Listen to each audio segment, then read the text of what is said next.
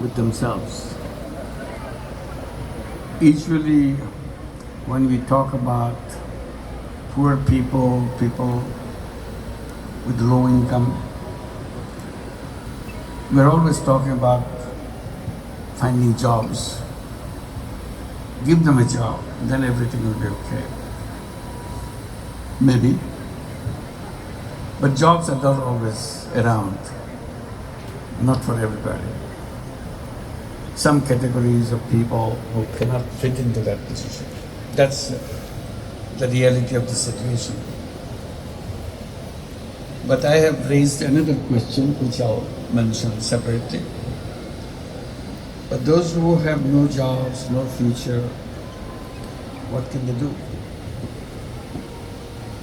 Wait for somebody to give charity for survival. And I was trying to see if there is any other way. And so people suffer from so many different things that they do good work, beautiful work, designing things, producing things, sharing things.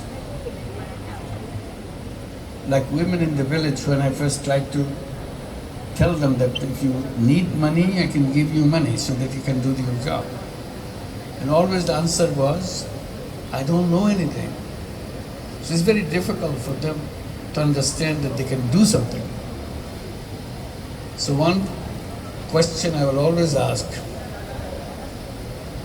is there someone in this group who cooks very well? Everybody loves her food and everybody loves. Of course, we know how to cook. That's what we do for our family, we cook. Is there someone in your group here who cooks very well? Everybody loves her food, particularly a particular dish?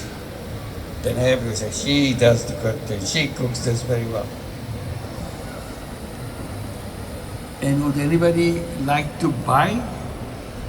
If you want to sell that food? Then everybody says, no, you don't sell food.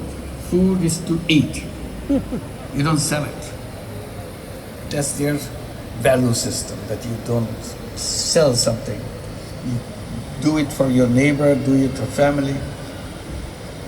So I have to go around giving example. Does your husband buy anything to eat for your children? Some cookies, candies, when he comes home from a distance? Oh, he brings this, he brings that.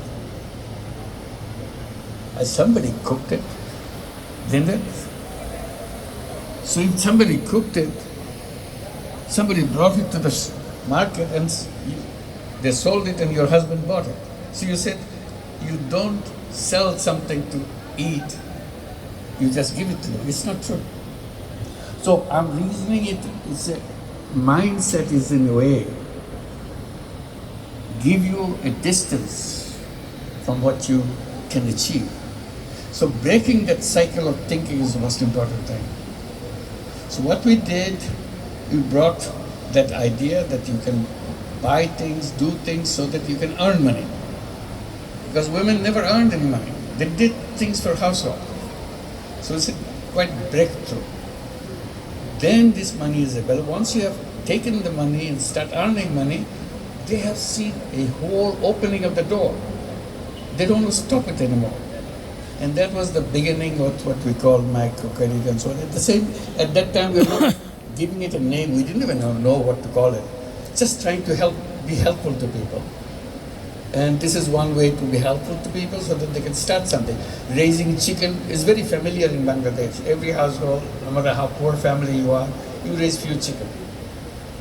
And the chicken gives eggs. And you eat in the family. I said, you eat is okay. Can you sell the eggs? That never had any idea. So I said, you sell the eggs. How many chicken you got? I got 5 chicken. Would you like to have more chicken, 10 chicken, 20 chicken? Oh, we don't have money. I'll give the money. That's what I'm talking about. So you have to break the cycle of thinking. That's the whole problem. Once you do that, they see the whole, once you break through, you see the door is open, you can, 20 chicken, 50 chicken, 100 chicken, goes on. That's it all.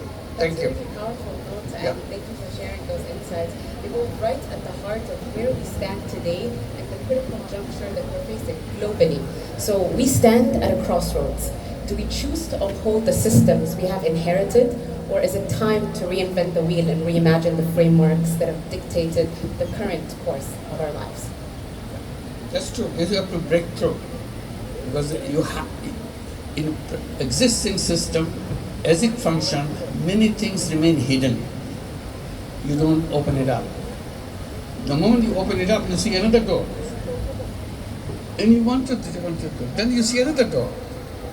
So opening that door is the most important thing. That comes from your thinking. If you're not looking at a problem, because you got used to it, it doesn't appear like a problem.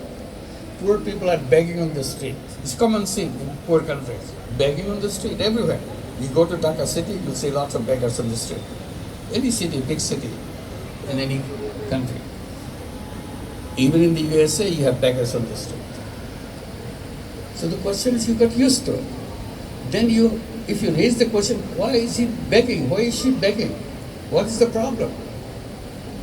So you start scratching the problem. Then you see it's not a problem. You can have a solution. If you scratch a problem, what do you get? You get a solution. But you are reluctant to scratch the problem. You get used to it. So don't get used to it. If you are used to it, world will remain as it is. But if you scratch it, not only one solution, hundreds of solutions will come. Thank you. Thank you so much. And can you share with us maybe what that moment was for you that led you to adopt this mindset of scratching the problem?